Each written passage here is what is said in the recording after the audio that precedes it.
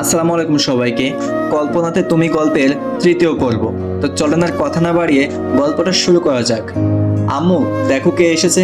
আম্মু বলল, কে এসেছে রে? এসেই দেখো। এরপর আম্মু বাইরে এসে রিমিকে দেখে বলল, এ কি মা, তুই এই অবেলায়? আর তুই ওকে কোথায় পেলি? আমি বললাম, আঙ্কেল ফোন দিয়ে বলল তারা নাকি আজ কোথায় যাবে, তাই আমি যেন রিমিকে আমাদের বাসায় এনে রাখি। আম্মু বলল, অনেক ভালো করেছিস বাবা। এরপর আম্মু আপুকে ডেকে আনতে বলল। আমি আপুকে ডাকতে গেলাম তার রুমে, কিন্তু আপু রুমে ঢুকতেই দেখি আপু তার ফোনের স্ক্রিনের উপর চুমু দিচ্ছে। ব্যাপারটা কি? এ আপু, আম্মু তোকে নিচে ডাকছে, জাফর আঙ্কেলের মেয়ে এসেছে। আপু বলল, তুই যা, আমি আসছি। একটু পরে আপু নিচে আসলো। আমি বসে আছি আর রিমি আর আম্মু গল্প করছে। আপুকে দেখে মনে মনে বললাম, এটাই সুযোগ। আম্মুকে বললাম, আচ্ছা আম্মু, মোবাইল কি রাগ করে? আম্মু বলল, কেন বাবা?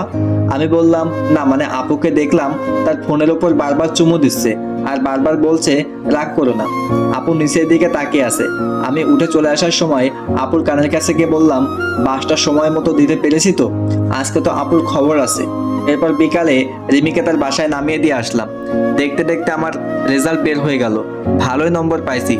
আব্বু বলল আঙ্কেলের বাসায় মিষ্টি নিয়ে যেতে। মনে মনে ভাবলাম, যাক, এই সুযোগে রিমির সাথে আরেকবার দেখা হয়ে যাবে। আঙ্কেলের বাসায় গিয়ে, আঙ্কেল, আমি পাশ করেছি। আঙ্কেল বললেন, সে তো ভালো খবর, এসো ভেতরে এসো। না আঙ্কেল, আজ না। এরপর আঙ্কেল বললেন, তুমি বিয়ের পর আজকে আমাদের বাড়িতে প্রথম, ভেতরে না আসলে কি হয় বলো? তারপর আমি ভেতরে গেলাম। আন্টি আমাকে জামাই আদর দিল। আন্টি, রিমি কোথায়? রিমি তো রুমে আছে। আচ্ছা, আমি একটু ওর সাথে দেখা করে আসি। আন্টি বললেন, যাও। আমি গিয়ে দরজায় নক করলাম। রিমি তো আমাকে দেখে অবাক। আরে আপনি? কেন, চমকে গেলে নাকি? রিমি বলল, তা একটু। আসলে আমি পরীক্ষায় পাশ করেছি, তাই খবরটা দিতে এলাম। রিমি বলল, ও আচ্ছা। আমি বললাম, আমি তাহলে যাই। রিমি বলল, বাসায় চলে যাবেন? আমি বললাম, বাইরে এসে, আঙ্কেল আন্টি, আমি তাহলে আসি। আন্টি বললেন, আসবা মানে? বাইরে তাকিয়ে দেখছো কত বৃষ্টি, কিভাবে যাবে? আমি বললাম, সমস্যা নাই, আমি চলে যেতে পারবো। আন্টি বললেন, বললেই হলো নাকি? তাছাড়া রাত অনেক হয়েছে, আজকে তোমাকে যেতে দিব না। এরপর আঙ্কেল আমার বাসায় ফোন দিয়ে জানিয়ে দিলেন যে আমি আজ তাদের এখানেই থাকবো। আন্টি বললেন, কিছু খেয়ে ঘুমাতে যাও। এরপর খাওয়া দাওয়া শেষ করলাম। আন্টি আমাকে রুমটা দেখিয়ে দিন। আন্টি যা বলল তা শুনে তো আমার কানকে বিশ্বাস করতে পারছি না। আন্টি আমাকে রিমির রুমটা দেখিয়ে দিলেন।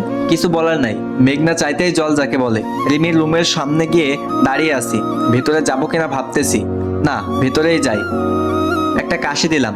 রিমি বলল, আপনি এখানে কেন? আন্টি তো আমাকে এখানেই থাকতে বলেছে। রিমি বলল, মানে? মানে আজকে রাতটা এখানেই থাকতে বলেছে। রিমি একটু লজ্জা পেয়ে বলল, বললেই হলো নাকি? তাহলে আমি এই বৃষ্টির মধ্যে বাসায় চলে যাই, তোমারই পরে পস্তাতে হবে। এরপর রিমি বলল, না থাক, যেতে হবে না, পাশে শুয়ে পড়েন, তবে রাতে কোনো দুষ্টুমি করতে পারবেন না। আমি বললাম, ঠিক আছে, করবো না। অনেক রাতে বাস পড়লো। রিমি আমাকে জড়িয়ে ধরে শুয়ে আছে। হিহি, কি মজা। সকালে রিমি ঘুম থেকে উঠে দেখে সে আমাকে জড়িয়ে ধরে শুয়ে আছে। মনে হয় একটু লজ্জা পাইছে। রিমি বলল, এ কি, আপনি আমাকে রাতে জড়িয়ে ধরলেন কেন? আমি আপনাকে ধরিনি, রাতে বাস পড়ছিল তাই আপনি আমাকে ধরছিলেন। রিমি বলল, মোটেও না। আমি বললাম, তুমি তো একটা ভিতুর ডিম, তাই আমাকে জড়িয়ে ধরেছো। আমি তোমার মতো ভয় পাই না, অনেক সাহসী। এরপর রিমি যা বলল তা শুনে আমি তো অবাক। রিমি বলল, হইছে, কত বড় সাহসী তা দেখেই বুঝতে পারলাম।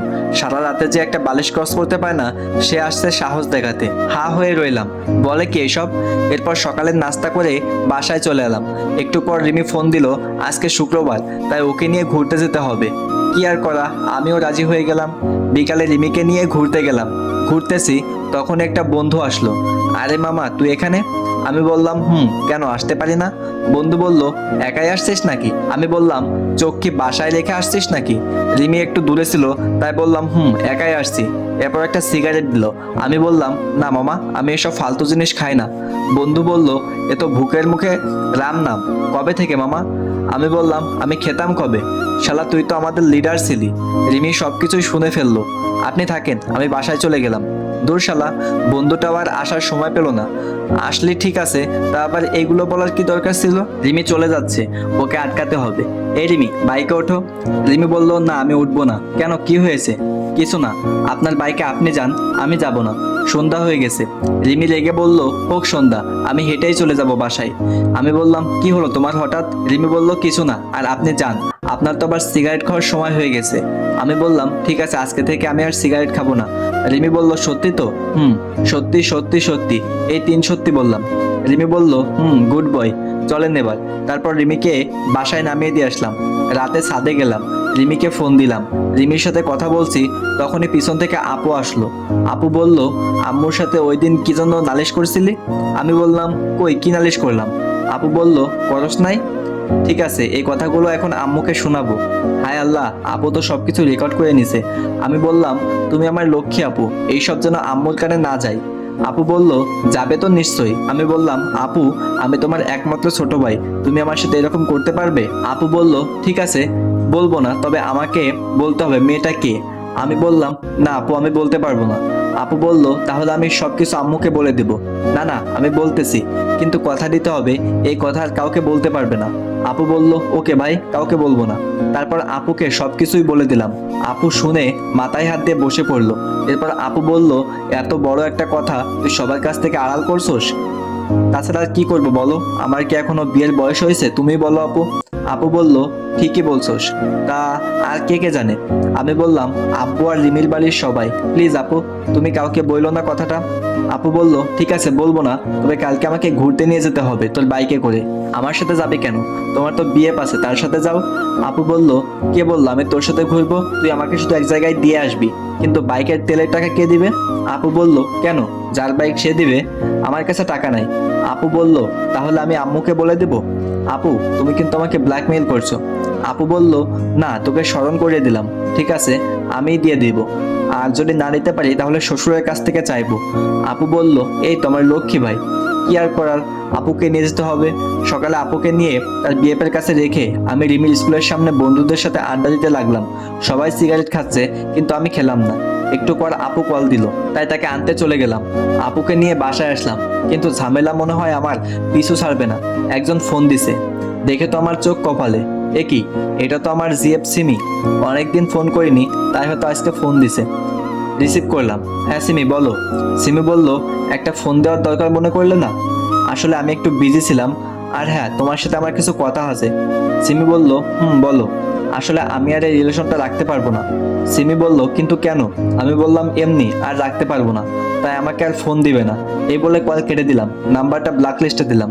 এ কি, রিমি তো কল দিছিল, মনে হয় নাম্বারটা ওয়েটিং দেখছে। রিমিকে একটা ফোন দিলাম, কল রিসিভ করলো। আপনার নাম্বার ব্যস্ত ছিল? আসলে আমার একটা বন্ধুর সাথে কথা বলছিলাম। রিমি বলল, আমি কি শুনতে চাইছি কার সাথে কথা বলছিলেন? ফোন থাকলে কথা বলতে পারেন, রাগ করছো? রিমি মন খারাপ করে বলল, না সেটা আমাকে মানায় না, সরি রিমি। রিমি বলল, কিসের জন্য? এই যে ফোন ওয়েটিং পাইছো তাই। আজব তো, কিছু মনে করলে তো সরি বলবেন নাকি? আমি বললাম, ওকে, আমি কাল তোমাকে স্কুলে নামিয়ে দিয়ে আসবো। না, আমি গাড়িতে করে যেতে পারবো, বলেই ফোন কেটে দিল। মনে হয় রাগ করছে, যেভাবেই হোক কাল মহারানীর রাগ ভাঙাতে হবে। সকালবেলা গোলাপ নিয়ে যারা স্কুলের সামনে দাঁড়িয়ে আছি, হঠাৎ কে যেন পিছন থেকে কাঁধে হাত দিল।